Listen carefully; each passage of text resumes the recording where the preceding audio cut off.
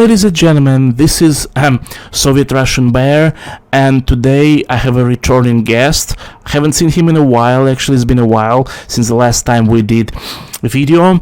Cody Austin, he's back again with me. Hi Cody, how are you doing? I am doing great today, thank you. Okay, so our subject today is Russia's special military operation in Ukraine. Yeah, that's a big topic. That's what everybody else is talking about. Yeah, and so Cody, what would you like to ask me about me as a Russian citizen? What would you like to ask me about this special military operation? Yes. Okay. So, what is the support? So, we're getting a lot of confusing reports here in the United States. So, I have two questions: the support of the Russian people of the special military operation, and the morale of the Russian soldiers on the front line. Okay. First, let me give you a little bit of background. Me, actually, I didn't know this operation is going to happen. Actually, it was probably as much of a surprise to me as it probably was to you, because I really didn't expected it to happen. I didn't expect. I thought we're gonna push harder on the economic front. I thought we're going to introduce more sanctions against Ukraine and destroy it economically and force it economically to surrender to our terms. But and I actually made a couple of videos saying that no, Russia is not gonna invade Ukraine, but then Vladimir Putin decided to recognize the rebellious republics of Donbass, and Putin and the leaders of Donbass signed a treaty about mutual friendship and mutual support.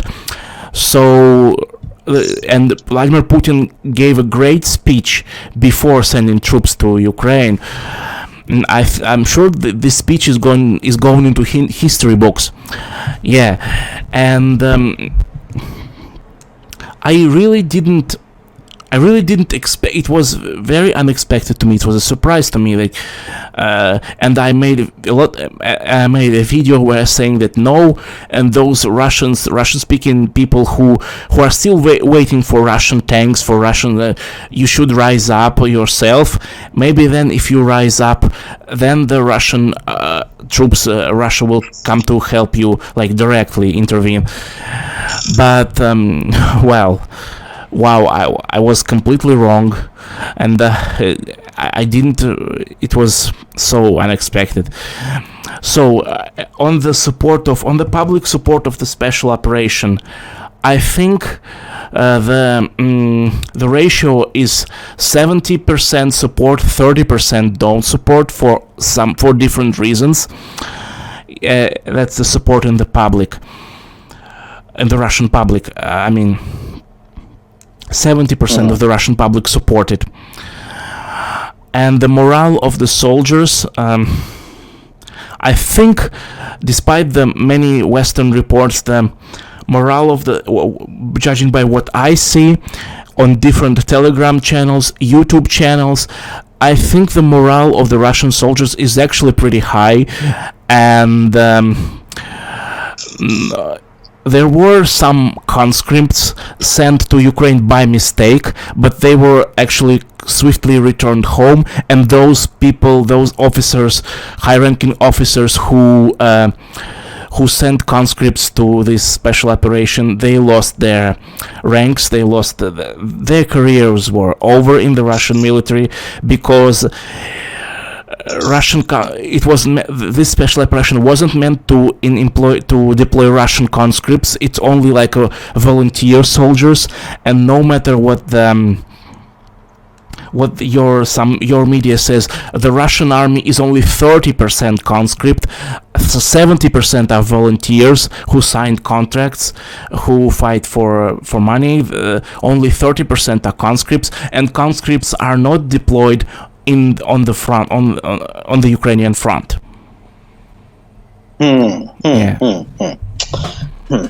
So do the Rush? So my main question is. So my next question is: do the Russian soldiers want to be there? Do they believe in this fight? I think, judging from what I see, I think yes, because we're obviously not talking about what like the captive Russian soldiers are gonna say when they are captured, because the fucking Ukrainian captors are gonna say, if we don't say on camera what we tell you to say, you're not gonna get your food tomorrow. So I don't think we should really take into account what the captive Russian soldiers say. That is actually so illegal. That is against so many treaties too. You of treatment of POWs. You are not allowed to starve a POW. Yeah. That is actually considered a war crime. I wouldn't be surprised if they engaged in torture too. Oh, absolutely. Oh, I've seen videos where they beat them to death. The Russian POWs, they fucking shoot them in the leg and leave them to bleed. The freaking Colombian neckties, castrations, cutting off fingers, cutting off arms, and man, what they do to artilleries and pilots, to artillerymen and pilots, the freaking, sometimes in my childhood I wanted to be a jet fighter pilot, and man, maybe I was wise not to become a jet fighter pilot, because if I got shot down over Ukraine and get into captivity, I don't know if I could make it out alive.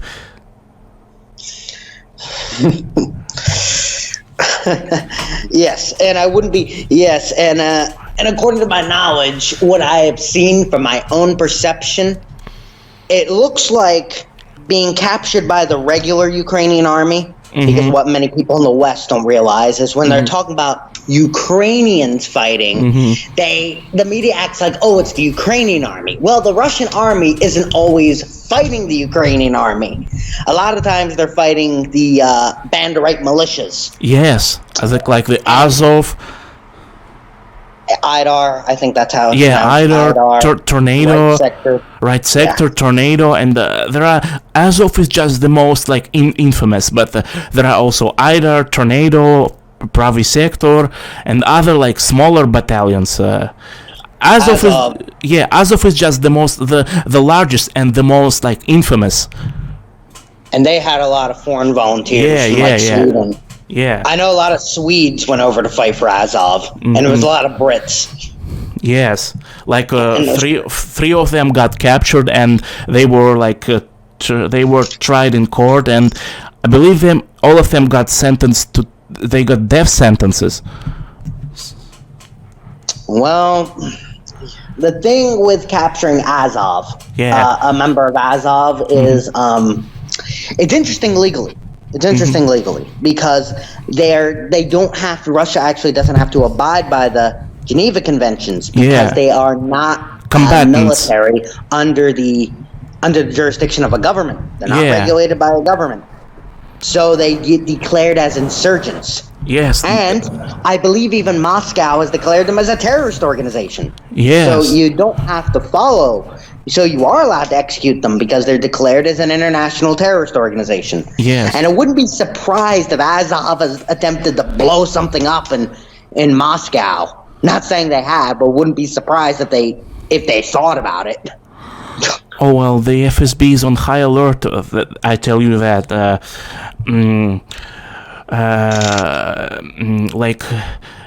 In some shopping malls, even in my town, there are lockers in shopping malls, and they say we're not allowing to use lockers because of a threat of a terrorist attack. Because you mean storing guns in there? Yeah, like that. Storing guns or explosive in lockers in shopping malls.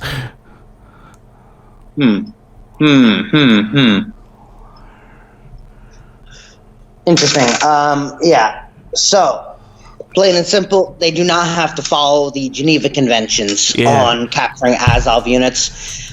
You are considered a foreign terrorist if you are a foreign fighter. Yes, I'm here. Could you please repeat of what you say, because there was some issues with my. Now it's all right. Could you please repeat what you say, please? Now it's back to normal. There were some issues with my microphone. Okay.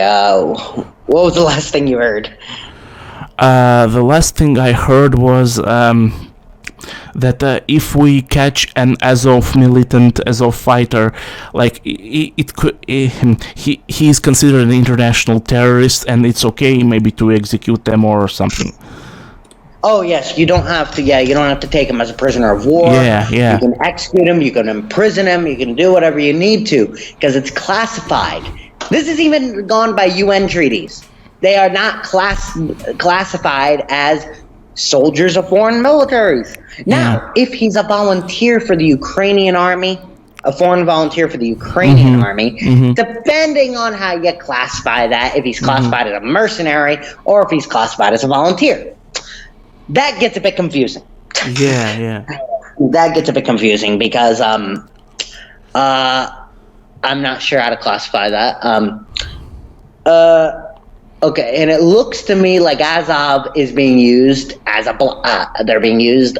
The Banderite militias are being used as blocking units, and we all know what a blocking unit is, right? Oh yeah, and it's and it's really ironic that they say they hate Stalin and they hate the Red Army, but they use the same blocking unit tactics. Like, I know instances of when regular Ukrainian soldiers, they decide to put down their arms and surrender, and the fucking Nazi militia, they're shooting them in the back.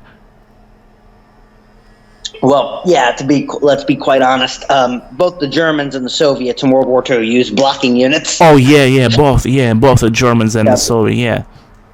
They both use blocking. Neither of them wanted to retreat. The SS would commonly use blocking units to keep the Wehrmacht from retreating. So that I think they're just going on with the tradition. I think the reason the Russians don't need to use blocking units because there's such a technological advantage there that they don't need the retreat. And the thing is, the Russians haven't retreated at all. All the Ukrainians have managed to do is slow the advance. Yes. That's all they're doing. Slow it down. Yeah. No, it's I'm sure. A delaying tactic. Yeah, I'm sure the Ukrainians have achieved some tactical victories, and they have, yes. And Russian military is not perfect. They also made a mistake, but the thing is that what the Ukrainian and Western media presented as the victory at the Kiev direction is that the Russian military didn't actually plan to storm Kiev. because it's a big city. I think I think I'm getting the picture of what the strategists in the Ministry of Defense were planning, the Russian army. I think the attack on Kiev was a distraction. Diversion, yeah. And notice how when that not caravan, that convoy was moving, it was moving slow. I mean, come on, people. You don't think the Russian army, as technologically advanced as they are, could get there in a few days if they wanted? No, it was taking over a week. They could get there in 48 hours, 72 hours if they wanted to. The Russian army could take Kiev. There could be street battles in Kiev. Yeah. In full force if they wanted to, but Kiev is not the main target. I'm not sure what they're planning. I think this is the idea. I think the idea of the Russian military strategy is to encircle the center of Ukraine. It's probably to liberate the Donbass first. Yes, to liberate. To liberate the Donbass first, and then, to liberate the Donbass first, and then make a land corridor to Moldova, to Transnistria, which is also Russia-friendly, like piece of Moldova. Transnistria, land corridor, like Odessa Oblast, Nikolaev, Kherson. Like Kherson Oblast is already like part of Russia. We should consider it a part of Russia. And I hear those people are getting Russian citizenship too. Yeah, Kherson. Immediately. Yeah.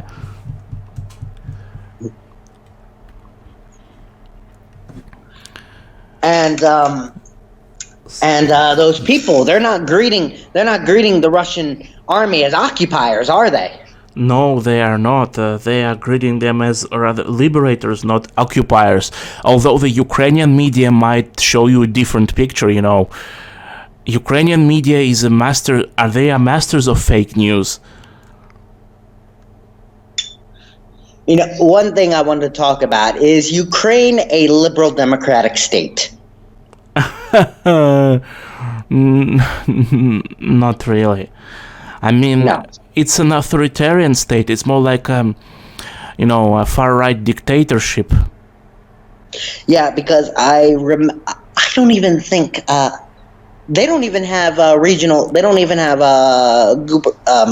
state elections, do they? The Kiev appoints governors, don't they? Oh yeah, they do. So that's a dictatorship. They're not even a federalist system, which is like a key part of liberal democracy, is a federalist system. You don't even have to go into liberal democracy. The key part of being a republic, just a simple republic. I mean, that was talked about among the French Enlightenment political theorists when the concept of republics first came around. From the French Revolution to the American Revolution, you must have elections in provinces. That's a republic. Or else if you don't have that, you're pretty much a dictatorship. Would we consider? Now, my question is: would we consider Ukraine a fascist state? Well, it looks like a fascist state, but it's like maybe it's not really like maybe it doesn't fit all like 14 criteria of the fascist state, but I would call it like a very like far right dictatorship. And dictatorship because like Zelensky, he's very tough on opposition. He shuts down opposition TV channels. He imprisons opposition politicians like Viktor Medvedchuk. He imprisoned that guy just for being like not exactly pro-Russian, but not as like Russophobic, like neutral to Russia. Anyone who is just not Russophobic, who is at least neutral to Russia, is considered an enemy. That is because Ukrainian identity is all surrounded on one thing. Ukrainian identity depends on conflict with Russia. Mm-hmm. Because without conflict in Russia, Ukraine doesn't exist. Mm-hmm. Yeah. Because the whole point of Ukrainian identity is we're like Russia, but we're not Russia. Mm-hmm. Yeah, we hate Russia. We're oppressed by Russia. We're this, we're that. Oh my goodness. It's like liberal woke nonsense injected into Ukraine. That we're the eternal victims of Russia. Oh yeah. Let's forget the fact of how much support the Soviet Union gave to Ukraine during their famine in the 20s. They gave tons of resources to Ukraine, but we want to focus on the Holodomor. Which didn't only affect Ukraine, it affected the whole Soviet Union. Yeah, and Russia and Kazakhstan and I don't know about other Central Asian republics, but it affected Russia, Ukraine, and Kazakhstan the most. They had the biggest populations, I believe. Mm-hmm. That's why. And the Baltic states weren't a member of the Soviet Union at the time. Yeah, they weren't. And neither was Western Ukraine. Western Ukraine was still a part of Poland. I know. It's funny because the Western Ukraine, which are the most anti-Russian, are the ones that constantly gripe and whine about the Holodomor. Well, you weren't even a member You weren't even a part of the Soviet Union then. You weren't even affected by it. It was Eastern Ukraine, and they're the most pro-Russia. Yeah. Oh, what the heck is going on here? Yeah. What are you complaining about? Poland. And you see, my friend, the Western Ukraine is the hotbed of all of this anti-Russian nationalism. Like, the majority of people at the Euromaidan in Kiev were actually from the Western Ukraine. They're not like local Kievans. Yeah, and the funny thing about the Maidan Revolution is there was actually two different revolutions in Ukraine. Yeah. There was the Eastern Revolution and the Western Revolution. Yeah. And the Eastern Revolution was kind of a response to the Western Revolution. Yeah. I would consider that a revolution in the Donbass. When they rebelled against the Kiev. Yeah. Now, I don't want to... Now, yes, it's true that Yanukovych was corrupt. Yes. That is true. He was corrupt. But you traded Yanukovych for something even worse. For Poroshenko, who's even more corrupt. Yeah, I even heard that most of his business was in Russia, despite being anti-Russia. Because he was a billionaire. Yes. And he had like a candy factory in Russia. His nickname is the Chocolate King. Yeah, Chocolate Which King. Which I kind of find funny. Well, he's like a candy magnet. He's a candy like mogul. Ukrainian. I'm sorry. Yeah, I guess he's Banderite Willy Wonka.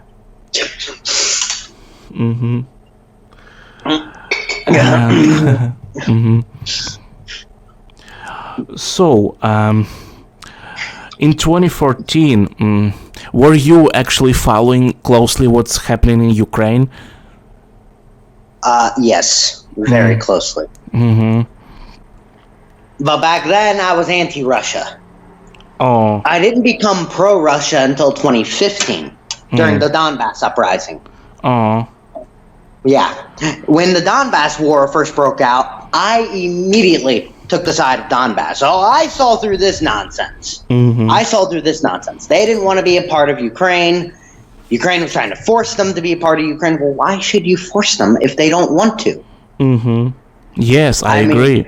The Maidan Revolution is one thing. Not wanting to be associated with Russia, that's one thing. But forcing the Eastern provinces to be part of you and using violence against them, that is just ridiculous. There is no excuse for that. Yeah, absolutely. How can you even support that? Okay, Western Ukraine, you don't have to be a part of Russia if you don't want to. But don't force the East to be a part of it, to be a part of Ukraine. Yeah. And I honestly believe the only reason they want to fight for Eastern Ukraine is because that is where all the industry is. That is where all the resources are. Yeah. That's where the coal is. That's where the iron ore is. It's where the steel is. It's the industrial heart of Ukraine. And I believe that's even with where the wheat fields are. But that's more in the center. I'm not sure where the wheat fields are in Ukraine, but it's probably in the rural center, where all the open space is. Yeah, and you see, you supported the war. You supported the Donbass rebel against the Ukraine, against the illegal coup in Kiev. Well, yes, and you know, you and me, we both used to associate. I mean, we used to associate with one certain Canadian person. Who doesn't, I think YouTube banned him permanently, but he's now on Odyssey. His channel is called, I believe his channel is called Kievan Rus right now. Yeah, and so I met him in 2014, maybe 2015, and we did a lot of videos together. And he used to be an ardent supporter of the Donbass rebellion against the Kiev, and he opposed the Banderite government in Kiev up until the Russian special military operation. When the Russian special military operation began, he attacked me. He went all Putin bad on me, like freaking. He says he doesn't support the Kiev regime, but he opposes the Russian special military operation, and he says that it's a Putin invasion and it should never have happened and blah blah blah. Oh, but what the F, dude? Why such inconsistency? You said you support Donbass, but when Russia openly stood up for Donbass, for the Donbass region, you say it's bad. Like, what do you expect to do? Do you expect Donbass to sit and wait for a fucking Zelensky regime to attack it first? And also he says, oh, if you want just secure Donbass, then secure Donbass. Don't need to attack Kiev and other regions. And so let me get this straight: we secure just Donbass and leave the Kiev regime in power. So in 5 to 10 years, Zelensky and the Kiev regime get more aid, more help in weapons and money from the US and its allies, and they attempt revenge. That would have still turned into a war. Yes, it doesn't matter. It would have still, the same reality would have happened. Because Ukraine would have saw that as an occupation of Ukrainian territory. Yeah. They would have seen that, and they would have tried to, they would have attacked the Russian army there. They would have seen that as a occupation of their territory. You still would have had the same thing, and you still would have had to push the Ukrainians back. Mm-hmm. It would have happened the same way. Yes.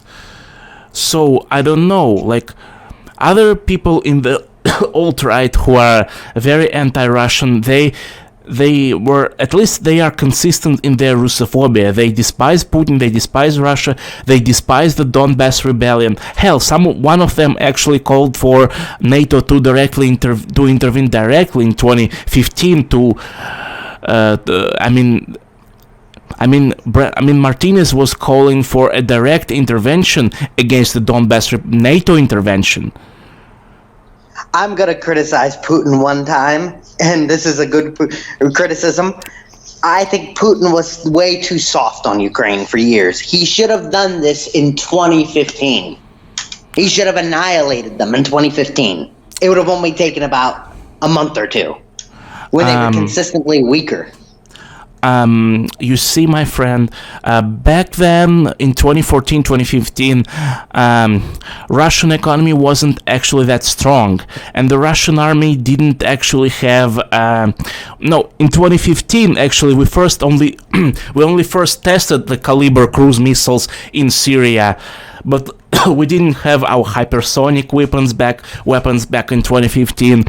We didn't, Russian economy was back then way too dependent on the West. We have $200 billion in U.S. treasuries back then, and they. Oh, I see the problem. Yeah, I see the problem. Okay.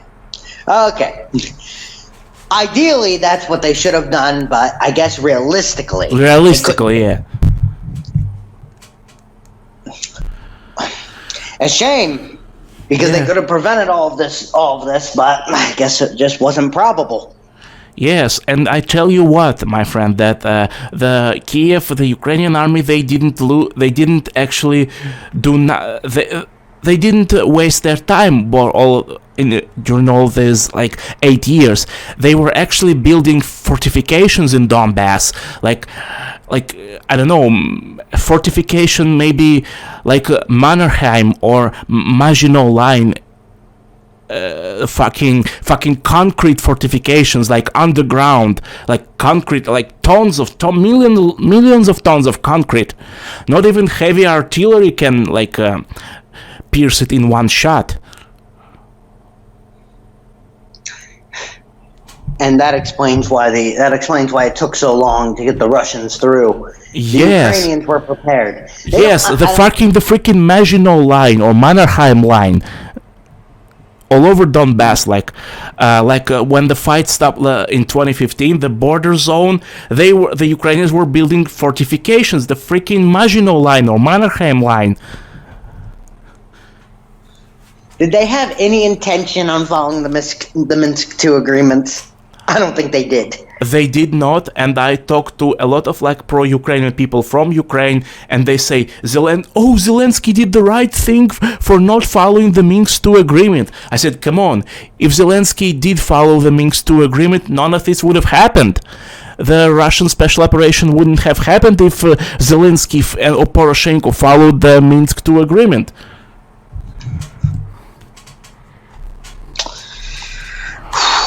Yes, and what a lot of Americans don't get about the Russian army not being so slow is what they'll say things like, "Oh, well, the U.S. took down Iraq in a month." Well, that's because when the U.S. bombs, they destroy everything. Yeah, they destroy everything. Everything is destroyed. Everything is destroyed. The Russians don't want to destroy everything because they realize they're going to have to rebuild it. Yes. It's why are you going to destroy something to cost yourself money when you can just take this slower? It's okay. They got all the time in the world. Yes. Ukraine doesn't. Ukraine doesn't have all the time in the world. The U.S. certainly doesn't have time in the world. We're in the middle of a financial crisis that everyone wants to pretend like we aren't, but we are. Yeah, and you see, my friend, and they are supplying all those weapons to Ukraine and the freaking HIMARS MLRS system. Although I've seen on Russian Telegram channels a video which supposedly says that this is a video of destruction of the HIMARS, although I haven't seen the freaking vehicles that were destroyed. Until I see the burned down HIMARS, I won't believe that they were destroyed in Ukraine. But I've seen the videos on the on Russian Telegram channels where allegedly the US HIMARS systems have been destroyed, but this is not confirmed yet. Of course, because we're giving a bunch of weapons to Ukraine with no one trained on them. How are they going to even use them if no one is trained on them? What are you going to do? Send NATO? You would literally have to send military advisors to train on them. Yeah. And then Russia, all they have to do is strike a missile at it. Yeah. At the training camps. Yeah, and because Ukrainians are, but the Ukrainians are trained on Soviet military equipment. They don't know how to use NATO. You cannot just sit, if you are trained on Soviet equipment, Soviet tank, you can't just get into a Leopard 2 or Abrams and just, because it's a different system, different different equipment, different techniques, different technique, different ideology. Let's talk about NATO. Yeah. That's something I wanted to talk about. I don't even like calling it NATO anymore. Because NATO is really just U.S. imperialism. No one in NATO is there by choice. Not even Turkey. Let's be real. Except maybe the Anglosphere. All the English-speaking nations are there by choice. But you think France and Germany are there by choice? Hell no. Oh, France even quitted NATO once. Yeah. These are puppet governments. Look, let's look at Germany, the best example. That has been a puppet government since 1945. Let's not pretend it's not. Just like DDR was like a Soviet satellite government. I think the DDR was a bit more independent, though, than even the... I think they even had more independence than the West Germans did, though. FRG, FRG, Federal Republic of Germany. Oh, the Federal Republic of Germany, yeah. Well, that's the same republic. They they just absorbed East Germany. It's the same government. Oh, yeah, exactly. They absorbed. There wasn't any referendum. They just absorbed the freaking East Germany. And my question for the East German government is, why did they allow that? Why? I don't know. I don't know too much details on that question, but and if you look at East Germany compared to West Germany, the East Germans, what used to be East Germany, is a lot more pro-Russian than West Germany. Oh, absolutely, yes. I believe they call them, like, East Germans are Aussie, like Aussie, not Australian, but Aussie, and the West German are Wessie. That's funny. Yeah, it's not a puppet government. The funny thing about the treaty that Germany is in, many people don't know this, is that the U.S. actually, at any time, can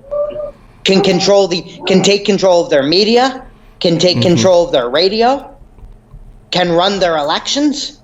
This is in the treaty. It's in the treaty that they re-signed in the 90s. I forget the year. It's a complete puppet government. It's not independent. It's not. There is some opposition to it. So, like so the Germany alternative for Germany party. Yes, it's one of the oppositions. There's also some opposition in the CDU and CSU, the conservative parties. There's some pro-Russian sentiment there. Obviously, Merkel was probably a lot more pro-Russian than Scholz is. Well, Scholz is part of the SPD. Scholz is part of the SPD. Oh, Scholz is a freaking... He's a weakling. Oh, I know. I know. The U.S. says one thing, and he's like, "Yes, boss. Yes, boss. We'll do that, boss." And the freaking the foreign minister of Germany, Annalena Baerbock, she looks stupid, man. They're all puppets. I wouldn't be surprised if they're accepting bribes. I think Baerbock was actually caught on bribes or something like that. I don't know. Oh, okay. So I was right. They are accepting bribes. Yeah, Baerbock, and Annalena Baerbock, like foreign minister of Germany, she says she's from the Green Party. She's like completely into this green insanity. Yeah, Green Party. Yeah, how's your green energy doing so well now? Yeah, I think the only green they really care about is, green paper, green dollars.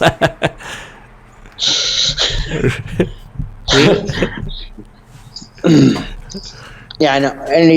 And the funny thing is about the SPD, Scholz, they're deconstructing their own economy just for the U.S., for the U.S. banking elite. Yeah, with those anti-Russian... It's insanity. It's insanity, and those anti-Russian sanctions, they hurt Germany way more than Russia. The freaking German industry is in the brink of... The German industry will come to a screeching halt if Russia completely cuts off Russian gas. Here's the thing about this. They're screwing around with something they shouldn't be. Germany has a consistent history with radical ideologies, which are still underground. It's not going to take much to bring them up to the surface. I mean, you've seen how much the AfD itself, it has 11% of the Bundestag. It's you idiots are going to get yourselves outed, and they're gonna completely exit the West. Exit the Western sphere. I mean, it's insanity.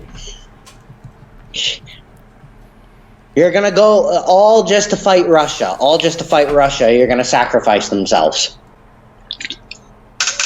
Just because the US said fight Russia, sanctions on Russia, and oh yes, boss, I think the fucking Dutch Prime Minister Mark Rutte is the same. Like he's a total puppet of the US. Like, oh yes, boss, sanctions, yeah. Why don't care if our economy goes down the drain? We need those sanctions on the evil Vlad.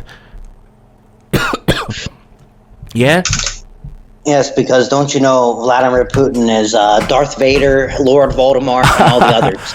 Oh, yeah. He lives in reality. This is not a movie. It's not a video game. And Zelensky said himself that we know who the bad guys are and who the good guys are, so we know who's going to win this war. Well, dude, sorry, but the real world does not work like that. Yeah, I'm sorry. We have again. So you said, I said that you said that Putin is Darth Vader, and I said, and he's Palpatine, the Emperor. Yeah. But you said it's not a movie; it's a real world. Yes, it's the real world. Yeah. Yeah. The good guys. It doesn't matter if you classify them as the bad guys. Mm-hmm. Who wins the conflict is who is stronger. Yeah. Who is stronger? Yeah, and I think I mean Zelensky is being hailed as a hero, and many people in the West believe Zelensky is a good guy because he's being attacked. But just because a person and a country is an underdog doesn't mean it's always the good guy. The underdog is not always the good guys.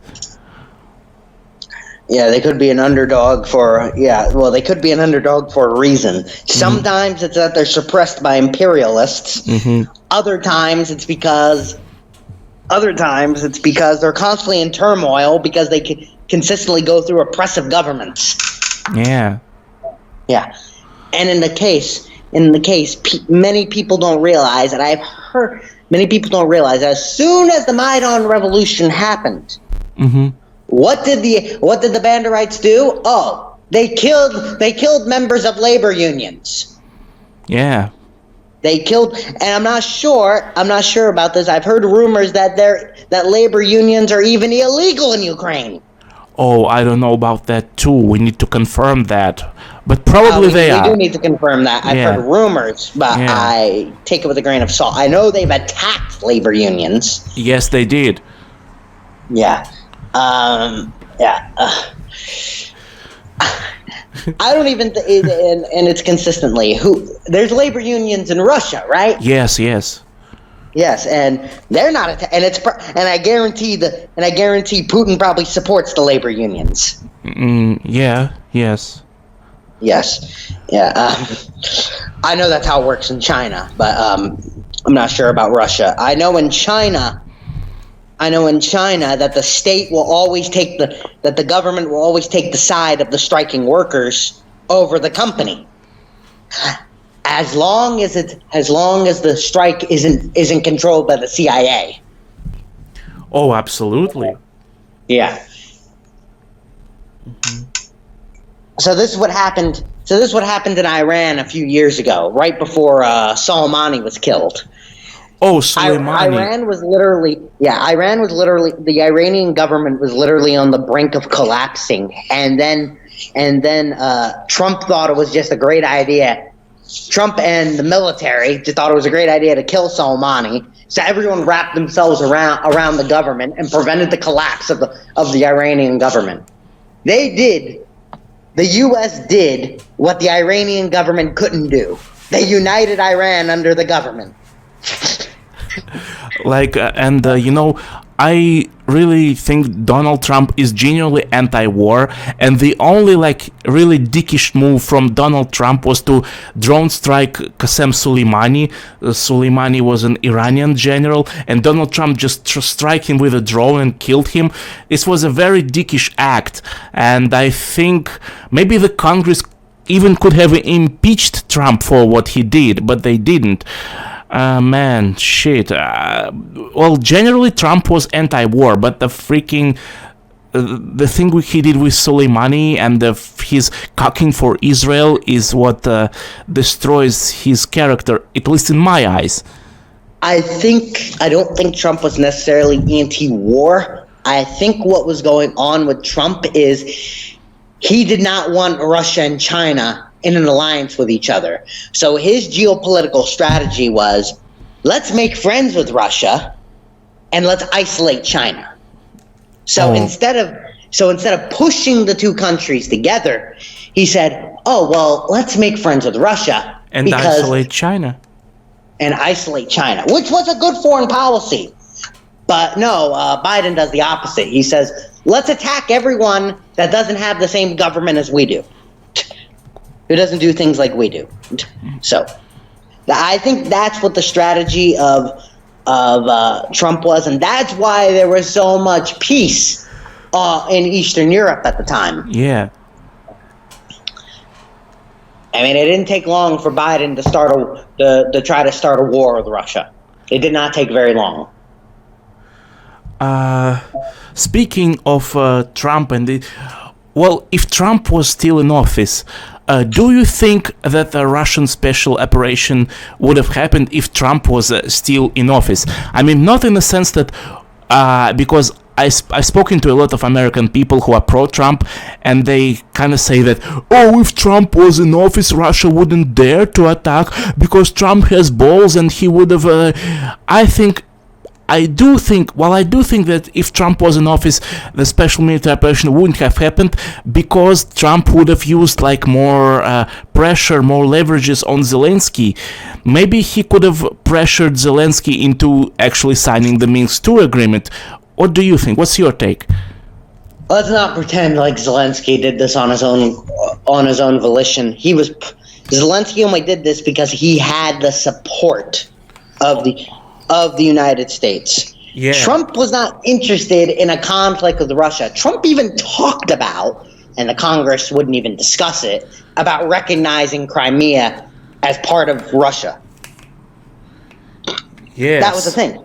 Yeah. That was the thing. So that was part of his strategy in healing wounds with Russia that the Obama administration screwed up.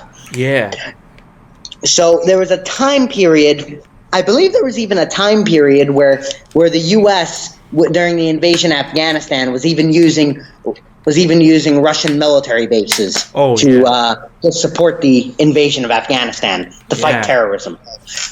There was kind of solidarity in fighting international terrorism. Yeah. This all ended in 2014. Yes. And they could have completely stabilized. They could have completely stabilized Syria and stabilized Iraq. Yeah. With if there was cooperation, those countries could be pumping oil again. Yeah. For there to be an abundance of oil, but instead they wanted to keep the war going in Syria. They want to start another war in Ukraine, and now I'm hearing they're trying to start a war in the Balkans. So, I want to ask you this back to Middle East. So, why exactly do you think Trump ordered to drone strike Qasem Soleimani? That's a difficult question. Was it to please Israel or something?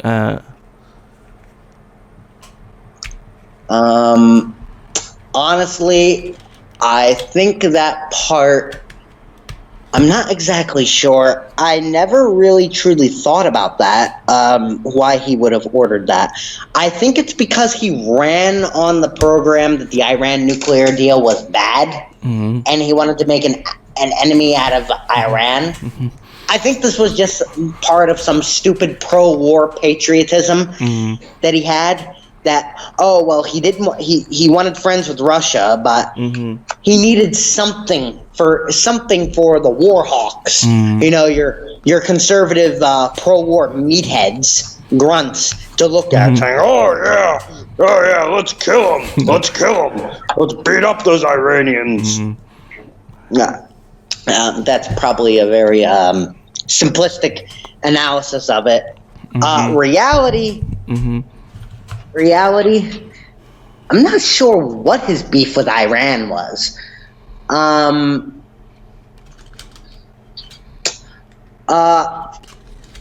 think it did. I think he was under. I think it had something to do with Jared Kushner. Oh. Yeah, and his relationship with Israel. Oh. I think you're right. It probably did have something to do with that. Yeah. I don't know enough about a lot of this is only theoretical. We don't have all the details. Yeah. It's theoretical, absolutely. Yeah. Yeah, it's all theoretical. We don't know why he did that. The only really country he wanted to make peace with is Russia. Was Russia. Well, and North Korea. Yeah. North Korea. I mean, he got the peace treaty signed by the South and the North. Yeah. That was historical. Yeah. He was close to even opening up North Korea. Oh, really? Yeah. Very, very, very, very close to establishing a U.S. embassy in Pyongyang. Wow. But everyone was freaking out over it. Oh no, you can't have a relationship in North Korea because North Korea isn't a liberal democracy. So they're evil. Oh, yeah. Yeah, sure. So, okay, let's go back to Europe from Asia and Middle East. So, and NATO. Like, Sweden and Finland are about to join NATO. So, I don't think it's gonna provide them extra security, just an illusion of security, because in case of a war with Russia, I don't think NATO is really going to go and fight for Finland or Sweden. I really don't think it has anything to do with security. I think it just has to. I think they're just trying to announce to the world that they hate Russia. Mm-hmm. That's all this is about. They're getting all the anti-Russian countries, everyone that hates Russia, into the same alliance. Or really, they're just coming under the control. Finland, I believe, is just a puppet of the U.S. I'm not sure about Sweden. I don't think Sweden's a puppet. I think Sweden just hates Russia, and that goes centuries back. To the Great Northern War. Oh, yeah. Where Sweden attempted an invasion of Russia, and then Russia had a bad winter, and they failed. Which is kind of funny, because anytime anyone tries to invade Russia, there's a bad winner. It's almost like God is protecting Russia. Yeah, could be. Which I've heard some Russian Orthodox bishops claim that Russia is under the protection of God himself. Yeah, I've heard that it's it's a nation chosen by God, and I've heard some bishops and Russian Orthodox bishops and priests say that. Mm-hmm. What's more interesting about it is this isn't only on the racial front, the ethnic front, in Ukraine. There's kind of religious tension too between Catholics and Orthodox. Could be, yeah. And I heard even the Pope said that the West should really. What did the Pope said about Ukraine? Did you follow what he said about? I don't follow too much about what the Pope says. But he says something like maybe Ukraine should really back down and have a peace talks with and some sort of surrender on the Russia's terms. I don't know. Maybe it's not exactly what he said, but. Well, the Pope Francis has been known for being a bit more rational. Yeah. I shouldn't say rational. I should say, what's the word for it? Pragmatic. Pragmatic, yeah. Yeah, the Pope Francis is known for pragmatism to bring about stability in the world. I mean, he says the same thing about the Israeli-Arab conflict, that they should come to an agreement. Because Pope Francis supports both the Palestinian state and the state of Israel, and they should come to an agreement to coexist with each other. So that's part of Pope Francis's thing. He's more about an agreement where everyone is happy. The problem with Ukraine is the Ukrainians are only happy if they have it all. And they're allowed to just murder someone for their ethnicity or their religion or their ideology or anything. That's what the Ukrainians want. I mean, come on, their hero is Stepan Bandera, for crying out loud. And many people don't know about Stepan Bandera. Stepan Bandera and the Banderites were literally so bad, so violent, so despicable. Despicable, that that the SS literally locked them up in Berlin. Yeah. And when you look, and another thing is, when I was researching atrocities in World War II, the majority of those, all about those Russian villages sacked, destroyed. Interesting point. Those were not done by Germans. But the majority of them. Those atrocities, I hear, were actually done by Baltics, they were done by Ukrainians, they were done by... Hungarians? I don't think so much Hungarians, because they don't really hate Russia as much. Romanians? Yeah, not too... Because you got to remember, the SS itself was actually multi-ethnic. So, when the SS was performing atrocities, it wasn't always German units doing it. Yeah, so...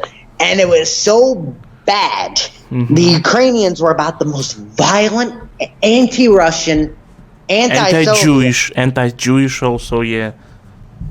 I thought the Banderites weren't as anti-Semitic as the Germans were. I don't know about, but the Banderites were also very anti-Semitic. They killed, like, the Babi Yar. Have you heard about the Babi Yar massacre?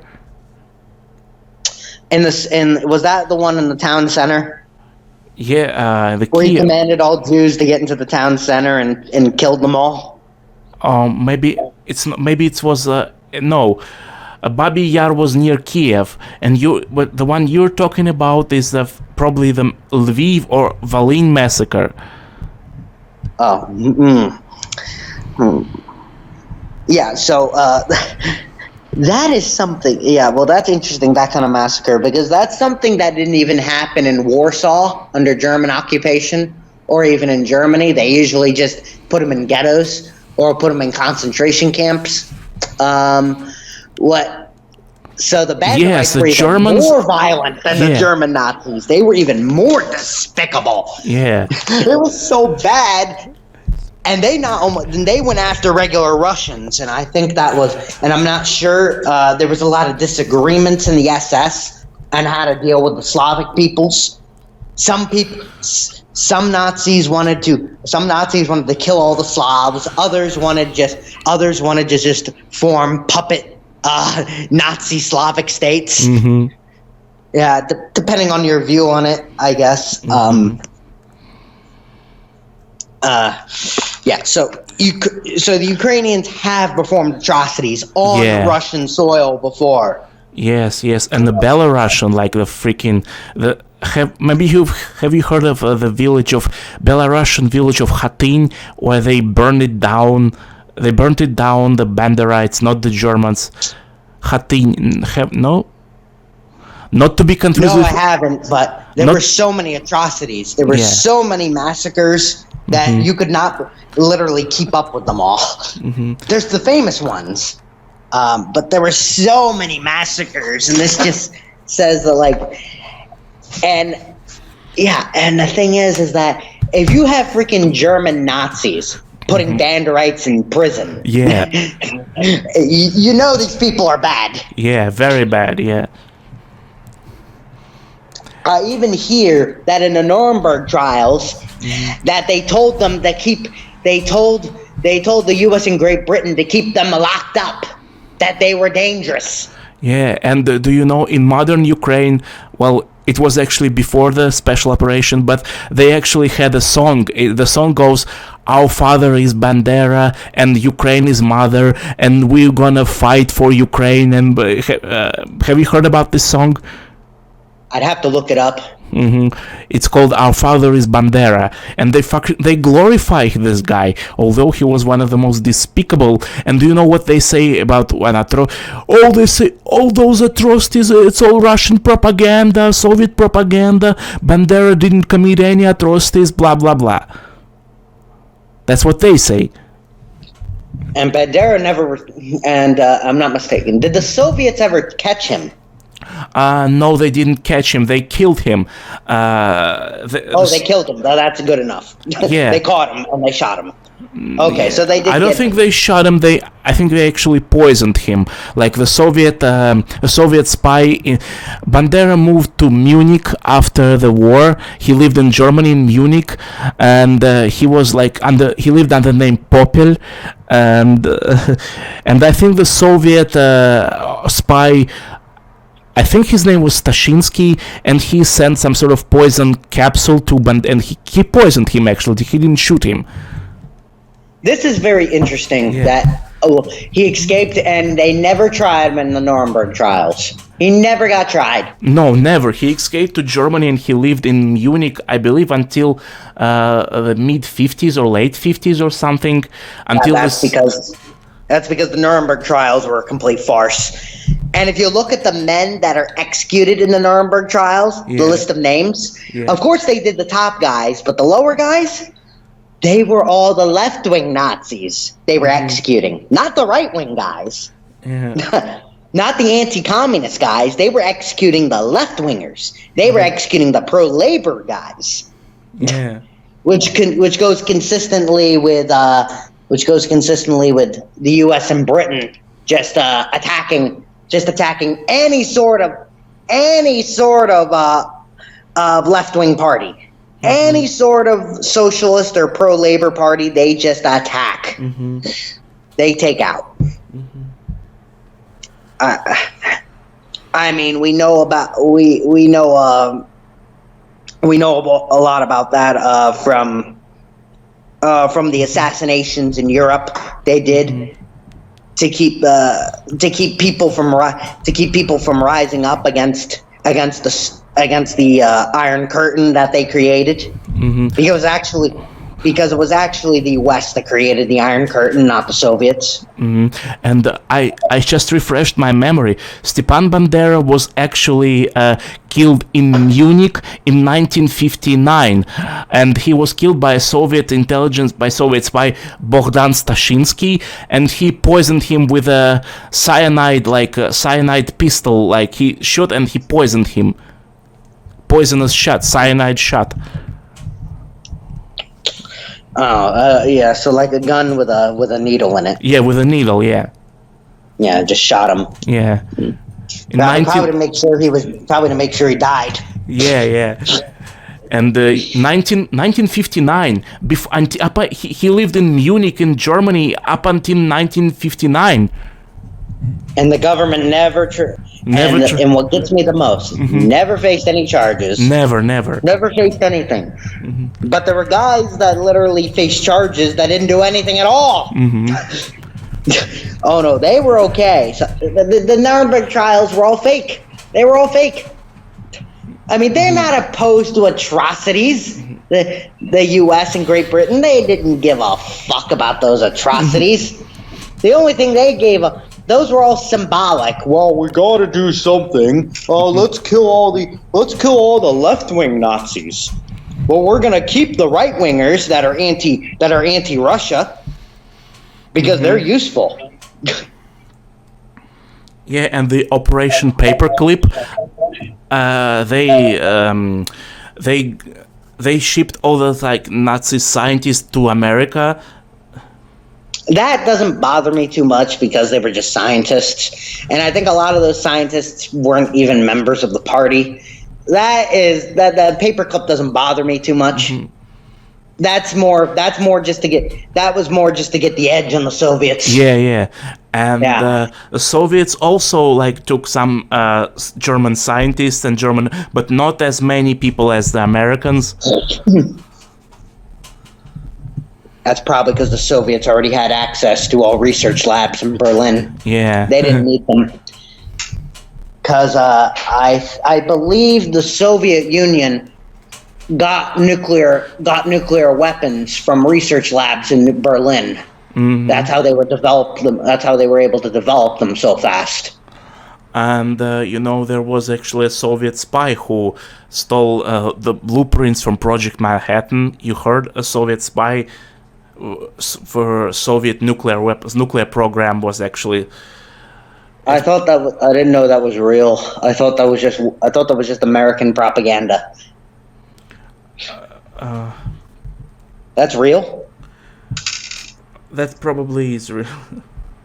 That's real. Okay. Well,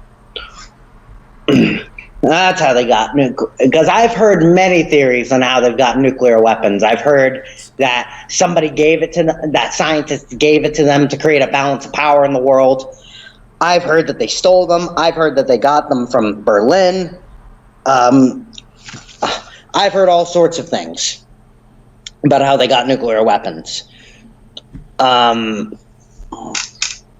Well, industrial espionage is a thing, and you can't deny that. Oh, it definitely exists. It definitely exists, industrial espionage. Except the United States does not partake in industrial espionage because they say we're too good for it. We don't need, nobody has anything that we don't have. In other words, they would have stole 5G from the Chinese by now. And if they're really an industrial espionage, why don't they just steal hypersonic technology from the Russians? I don't know, because it's very like well protected, well guarded technology, top secret, like super top secret. Oh, okay. You think it's okay? It might be more difficult to steal. More difficult, yeah, to steal the hypersonic, because last thing I heard, the U.S. hypersonic weapons tests have failed, like near Hawaii. For the second time. What? For the second time they failed. Yeah.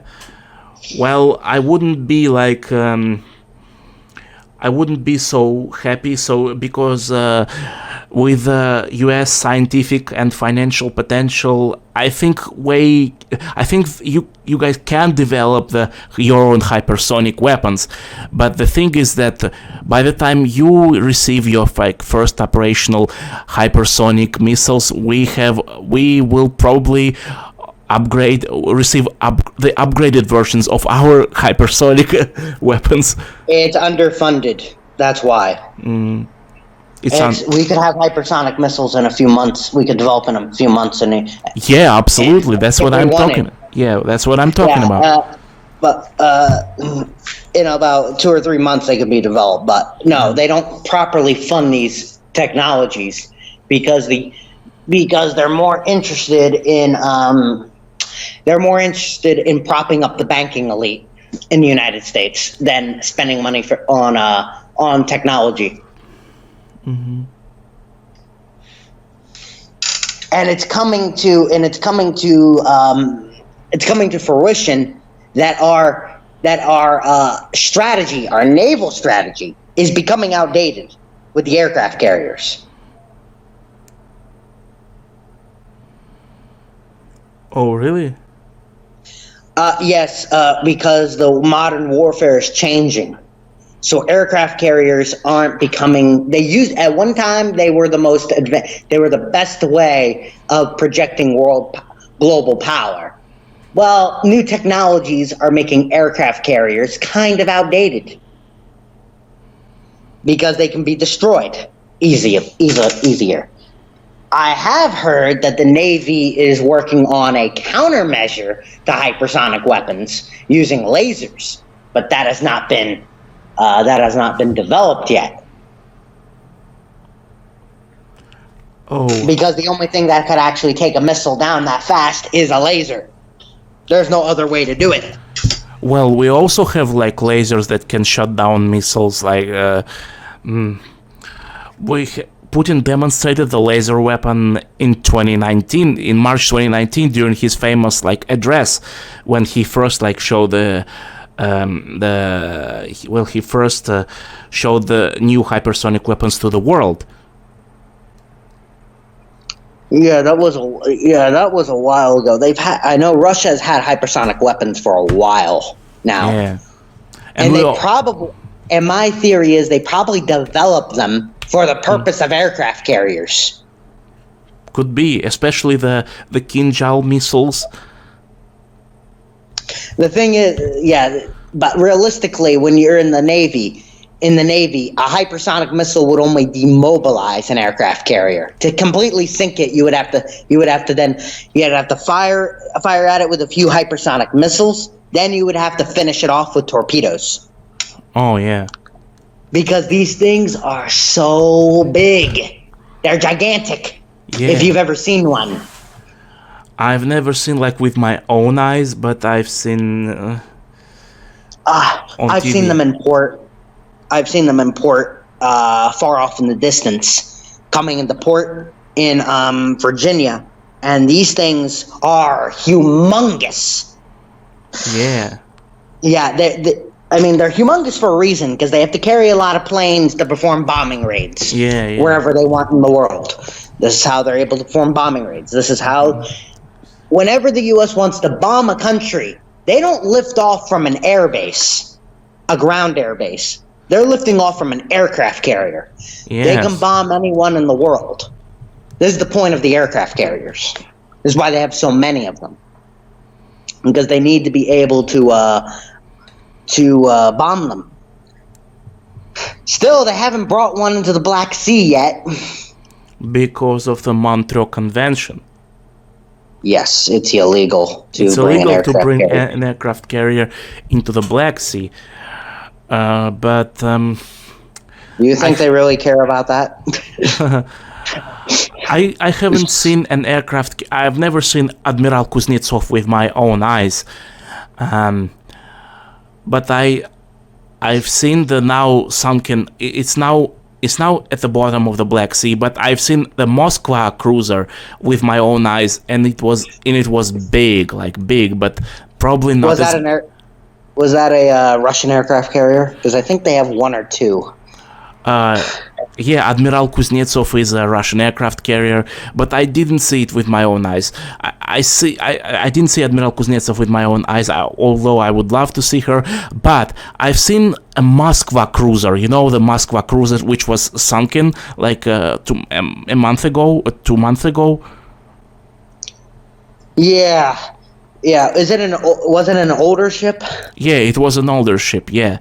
And I don't believe for a second that it was sunk by an Ukrainian missile. It was sunk by a NATO missile supplied to Ukraine. Oh, there's no no way old Ukrainian missiles, Soviet-era missiles could sink a ship like that. And if they did sink it, because most of their older missiles are probably from the 80s. Yeah. Yeah, so, that's like over 20 years ago. Probably 30 years ago if it's the late 80s, but that's old technology. No way they sunk it. They probably sunk it with one of, if Ukraine didn't sink it, they probably sunk it with with either a German or a most likely an American missile, a Raytheon missile, probably. Yeah.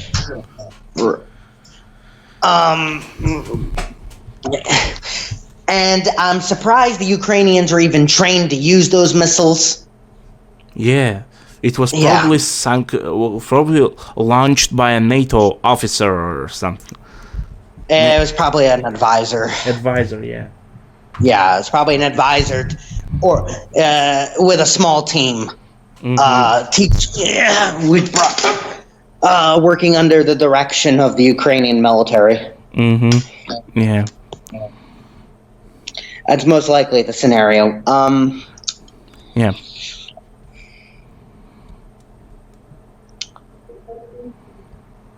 Okay. Okay. Is there anything else? I think you wanted to talk about our Canuck friend. Oh, yes, absolutely, yes.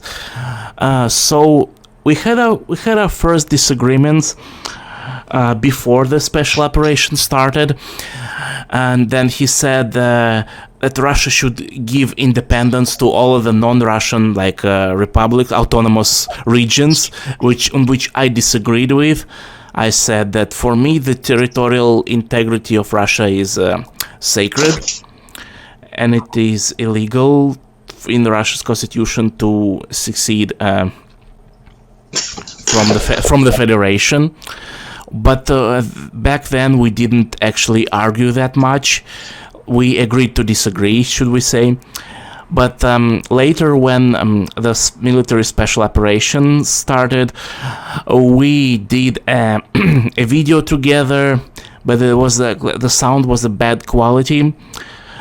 It was a bad quality of sound. But he said that he can't ever wrap his head around the Russian direct intervention, and he sees this as a Russian attack on Ukraine and Ukrainian sovereignty, and he says that Ukrainians have the right to resist the Russian invasion, and he says he supports Donbass, but he says that Russian intervention is just as bad as the Kiev so-called anti-terrorist operation against Donbass.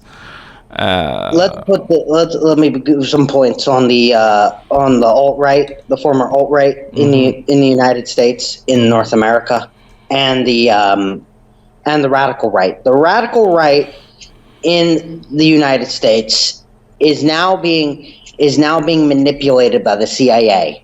They need them to be manipulated by the CIA because they need because first of all, the wokes, they're a dying breed, right? Mm-hmm. They're a dying breed. So now the new thing to have to support the American imperialism is the radical right. So we're literally going back to what it was before. We're literally going backwards here. It used to be the radical right that supported imperialism, and then it switched over to the wokes and the new left. Now we're going back to the radical right. Mm-hmm. And another thing is, he's Canadian. Yeah. Canadians are full of these anti-Russian Ukrainians. Canada is I mean, you won't find, it's very hard to find a Canadian who is pro-Russia. It just doesn't exist. I even saw in that video he was literally going to pro-Ukraine protest. Solidarity with Ukraine. I mean, dude, this is insanity. Yeah. This is insanity. Yes, there's inconsistency. And that's because he's a part of the radical right. Yeah. I don't think he's truly a red-brown. I don't think he was ever truly a red-brown because he associated with Nationalist Front, mm-hmm. which by the way was just conservative racism. That's all it was. That's all it was. I don't care what they claimed. They can say whatever they want. They were conservative racists. That's all they were. And they have to, and the radical right is always going to be opposed to Russia. Yeah. And there's really no hope. There's really no resistance to the U.S. establishment and the radical right, if there ever was. It was all fake. It was all fake. The only true resistance to U.S. imperialism comes from the old left in the United States. The rest of them are all pro-imperialism. Oh yeah, let's go and bomb them. Putin is a dictator. He's Hitler. As crazy as that sounds, I've heard them call Putin Hitler before. Let's neglect the fact that you literally have Banderites, and on the Ukrainian side, literally using the Black Sun and using SS Sigruns. But no, let's call Putin a Nazi. I mean, yeah. If that makes any sense. That makes any sense. It doesn't. Okay, yeah. Yeah, so that's the thing with the radical right, is that and they don't do much. I mean, even though they claim to, they mostly exist on the online sphere. They're just a bunch of, besides for our friend Benson, they're usually a bunch of guys that can't get laid. They can't get laid. They blame everyone else for their problems.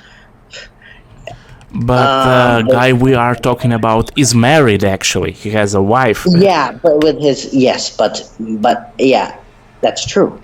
And not all of them are like that. But the vast majority of the radical right, at least the racial radical right, which is what he's a part of, which I oppose because it's insanity to be part of to support Eurocentrism in the U.S. That's just crazy. That's just absolute insanity because we're so racially diverse. You can never get away with that. You're never gonna form a white ethno state in North America. It's just not probable. Just not probable. We're actually just as diverse as Russia is. If not more. But you know what? You don't hear many Russians claiming they want to form a Russian ethno state because it would just weaken the country. Yeah. Same thing, the United States. If we formed this white ethno state, it would just weaken the country. Yeah. We'd be in constant conflict. It doesn't make any sense. The only way this makes sense is if you want to divide the people, which is, I think, is the idea. I think that's why the wokes and the racial radical right are so promoted, which is because it's to divide the American people. So they won't ever oppose the U.S. government because we don't have a government like Russia that supports solidarity. If there's because I believe there is some sort of racial solidarity, multiracial solidarity in Russia amongst the various ethnic groups. You see that with the Chechens, even though they're very different than Russians. Yes, they are. Yeah. And not just Chechens, like Russia's East Asians, like Buryats, Yakuts, they're all in solidarity with what Russia doing in Ukraine. And they don't have any racial problems. Russia doesn't. No, there's no racial problems. Wow, it's almost like, why don't we do that here? But no, instead you have a bunch of members of the racial radical right promoting freaking white ethno states and ridiculous stuff that Benson supports, by the way. He supports that. I think so. Yeah, that's why he said that Russia should, he said this stupid idea that Russia should give independence to all non-Russians. Like, what the fuck? No. Yeah, because they have this idea. Yeah, it's because they have this idea that two races cannot live under the same government, two ethnicities. At first, it seems like a good idea. Okay, it might solve problems. It really doesn't. It really doesn't when you look at it. Because it's improbable. What, are you going to ship people? What are you going to do? What are you going to do? Ship all the southern whites up north and all the blacks living in the north down south? No, it's stupid. It's retarded. Yeah. It won't work. And how many and the question is, in Moscow, because Moscow is an international city, how many different ethnicities are in Moscow? Oh, a lot. A lot, and they're probably all historically in the influence of Russia. Yeah.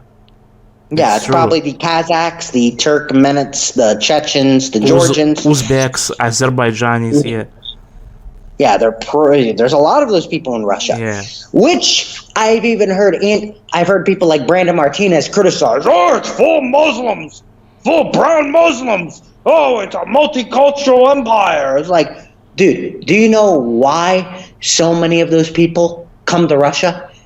It's because they can't go to the West because they're banned from the West, from immigration. Yeah. Their countries are so poor, they have nothing. They don't have anywhere else to go but Russia. Yeah. Yeah, it's not ideal, but the world is not ideal. Yeah, the world is a shitty place. Yeah, the world's not ideal. They don't have anywhere to go. Yeah. So where do they go? They go to Moscow. I'm not sure about St. Petersburg, but I'm not sure if that's how much of an international city that is. I know it's a beautiful city. Yes, it is. That rivals San Francisco in San Francisco's heyday. Well, San Francisco isn't too pretty anymore, but it used to be. Yeah. But yeah, they this is the problem with the racial radical right. And when you look at them, they all act like middle schoolers. They'll Oh. throw middle school insults at you. They're not serious about whatever they do. They just want to be edgy. Oh yeah, This is why they're no edgelords. longer this is why they're no longer a political force in U.S. politics, because they were outed.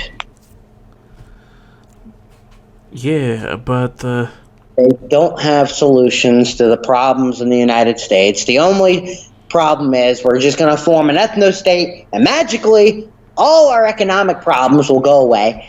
Another thing, they don't understand geopolitics.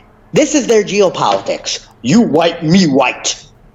We insane geopolitical alignment. That's literally what there is. So it's this idea that Russia is full of these. Oh, there are these Mongoloids that are. There are these Asiatic Mongoloids. Siberia. Siberia. That descend from the Genghis Khan, the Mongolian Empire, and it's the horde that's going to invade Europe and kill all the white people.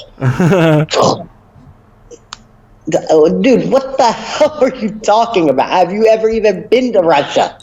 Of course, no, he has never been there, especially a freaking Brandon Martinez. Like, have you ever been there? You just look at a picture. Dude, there's freaking blonde people in Russia. Mm-hmm. Especially in St. Petersburg. It's full of blondes. There's redheads there. It's just as white as we are. What do you mean they're Mongoloids? I mean, I guess you could have some Mongolian genes from in the Far East, like in the Urals. Yes. Yeah, I don't think in the far west of the country, like in Moscow. No, I think there's still majority Slavic genetics. Yes, majority Slavic. And even that, it's stupid because geopolitics does not work based on race. That's not how geopolitics works. If it worked based on race, then why? If it worked based on race, then why is Japan and China historical enemies? Yeah, good question. Why good is point. that? This is the problem. That's not the way geopolitics works. This is why fourth political theorists.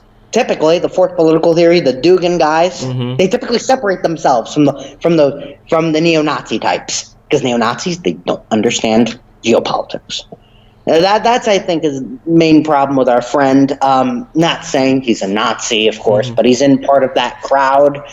The Jews are the problem of all of society. If we just get rid of the Jews, all of our problems will go away magically. That's part of the problem. They don't understand geopolitics. Yeah, and speaking of the Jews, like a lot of people believe that Jews have all the power, but I don't think actually Jews have that much power as a lot of people attribute to them. The problem with their theory is it's so old and it goes back to the 19th century. There was a point in the British Empire where especially during the Rothschild dynasty, where they did have a lot of power, but pretty much with the collapse of the British Empire, that has been waning. I mean, even Israel it's not really this big Zionist, anti-Christian, anti-Muslim bulwark anymore. Yeah, it's mostly anti-Muslim.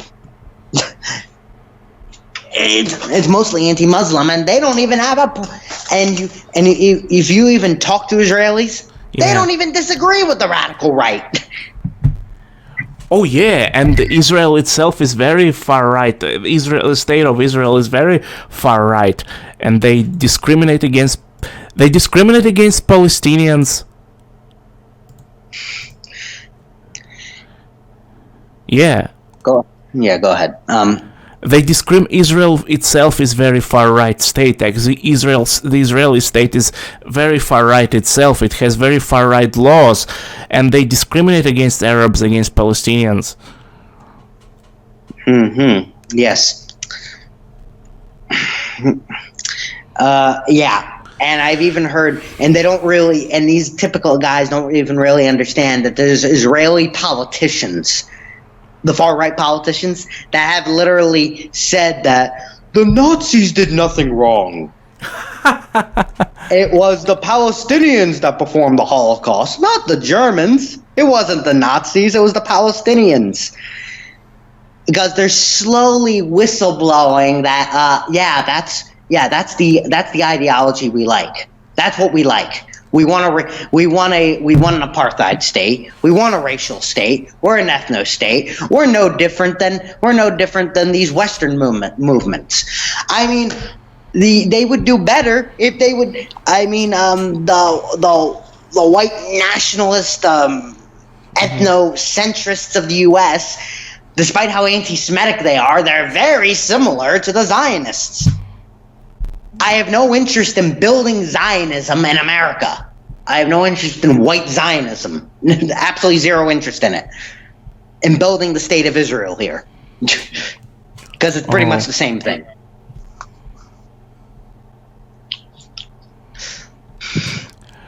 Yeah, okay.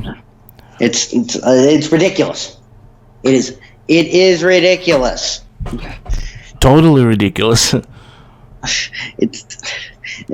So yeah, that's why when you associate with them, you talk with them, they don't quite understand geopolitics, because they reduce everything to tribalism. Everything is about race. Everything is about ethnicity. Yeah. Everything's about the Jews. Everything's about that. Oh goodness. And they're irrelevant. Mm-hmm. They're irrelevant because they couldn't sell this to people. Oh yeah. They couldn't sell it to people. This is why fourth political theorists don't associate with them anymore. And they were doomed to oppose Russia. I mean, that's just the thing going on. Yes, there's a few alt-righters that are pro-Russia still against Ukraine, but I think they're really only against Ukraine because Zelensky's a Jew. Okay. Yeah, Zelensky happens to be Jewish, which is kind of funny. Yeah, and you know, I'm sorry, but all those pro-Ukrainian people say, but how can Ukraine be Nazi if their president Zelensky is Jewish? Have you heard this? Yeah, I have. The problem is the Banderites, because the Banderites aren't anti-Semitic anymore. That's why. Yeah, the original Banderites, they were anti-Semitic, but the neo-Banderites of after 2014, they aren't that anti-Semitic at all. They took money from the likes of Igor Kolomoisky, who is a Jewish billionaire. Is he the guy that pretty much funded the Azov battalion? Yeah, and the Pravy sector. Yeah, he's the guy. Yeah. I've even heard that Mossad has trained Banderite militias.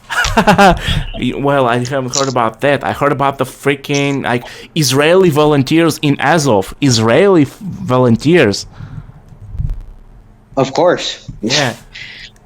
Oh, why wouldn't they volunteer there? Because Russia is pro-Iran. Yeah. So that makes Russia the enemy because they're pro-Iran. Mm-hmm. Another thing that says why with Brandon Martinez's problems with saying that Putin is controlled by Jews. Look, he met with some rabbis. That proves he's controlled by Jews. Oh yeah, that one. Yeah, I love that one. Oh, he went to the Wailing Wall. That means he's controlled by Jews. No, that just means he was performing diplomacy, you fucking idiot. Yeah, and it's similar to the argument that, but Ukraine cannot be Nazi because the president is Jewish. Oh. Fucking ridiculous, man. Yeah, that's essentially it. Yeah. Your mic went out. Oh, yeah. Is it okay now? We just lost connection for a minute. Oh, okay. Yeah, it was only a few seconds, but it's ridiculous. Mm-hmm. Anyway, anything Anyway, do we want to wrap up here? Oh yeah, sure. Yeah. Yeah. You don't have anything else to say, or it's okay. No, that is all. Yeah, that is all. Yeah. Anyway, thanks for coming. Thanks for contacting me. Thanks for coming on the channel, on the show. Thank you, Cody. No problem. No problem. Okay. Hope to see you again. I need more people. Actually, it's been a while since I've done any interview. Like, my last interview was with Joaquin Flores, but apparently he's too busy right now. He's a busy man. Yeah, he's a very busy man. Yeah. He's a busy man, but he does good work. Oh, absolutely. Yeah, I read his Telegram channel, The New Resistance. It's great work, great writing. Yeah, very good. Yeah, very good. Yeah. Okay. All right. All right. Yeah. And that'll be. Yep. Then we will do this again sometime. Sometime. Yeah. Yes. Yes. All right. All right. Bye bye, everyone. Soviet Bear out. Cody Austin out. Yeah. Okay.